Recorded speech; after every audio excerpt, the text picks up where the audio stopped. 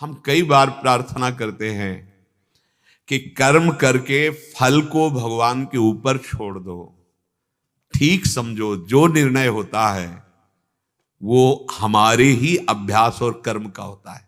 पक्का समझिए, कहीं भी कोई विजय प्राप्त करता है उसका अभ्यास बहुत दृढ़ हो गया है, वो अभ्यास से आगे निकल रहा है। अभ्यास, उसमें आप ऐसी भावना न सोचे कि हम कोई ऐसा दान पुण्य की वो एक अलग कर्म बन गया, वो आपका एक अलग कर्म बन गया। नहीं, आपकी अश्रद्धा हो जाएगी प्रभु में। हम अभ्यास से जो हमें जीतना है उसको हम सोचे कि यहां दान कर देते हैं और वहां हम विजय प्राप्त कर लेंगे, तो एक ही नया कर्म, शुभ कर्म आपका फलीभूत होगा आगे, लेकिन वर्तमान में वहां अभ्यास काम करेगा आपको। हम कभी गोली नहीं चलाई, जानते ही नहीं। अब हम मनाए कि प्रभु ये निशाना हमारा जो है ठीक लक्ष्य पे लग जाए, अभ्यास करो। और निशाना नहीं लगा तो हमें अश्रद्धा हो जाए, भगवान हमने कहा था तुमसे कि निशाना सही लग जाए। ऐसी मूर्खता, ऐसी अज्ञानता नहीं करनी है। जो अभ्यास, अर्जुन को क्या बोल रहे हैं भगवान? अभ्यास योग युक्त, सामने खड़े हैं सरकार। अभ्यास योग युक्त है ना, चेतसा नान्यगामिना, लक्ष्य पर आपकी दृष्टि रहे, दृढ़ अभ्यास रहे। बस यही बात समझनी है। चाहे परमार्थ हो, चाहे पढ़ाई हो, चाहे व्यापार हो, चाहे नौकरी हो, चाहे कोई क्रीड़ा हो, अभ्यास, प्रमाद स्थिति नहीं, भोगों में मनोरंजन नहीं, अभ्यास। अभ्यास विजय दिलाएगा।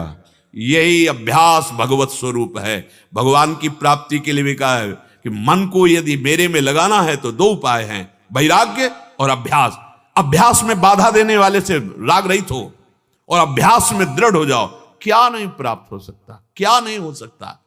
हमारी अभ्यास की इतनी प्रवीणता बन जाए कि जिस लक्ष्य पे हम लगे उसको हम पार करें, उस पर हम पहुंचे, निराश होने की जरूरत नहीं।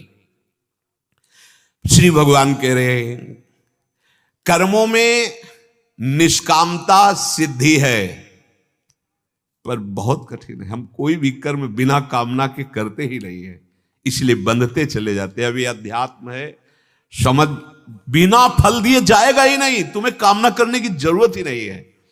पर कभी कभी ऐसा होता है कि ऐसे विशिष्ट अपराध होते, बड़े अपराध होते हैं जो हमारे बहुत साधन करने पर भी नष्ट नहीं होते, वो हमारे ऊपर हावी हो जाते हैं।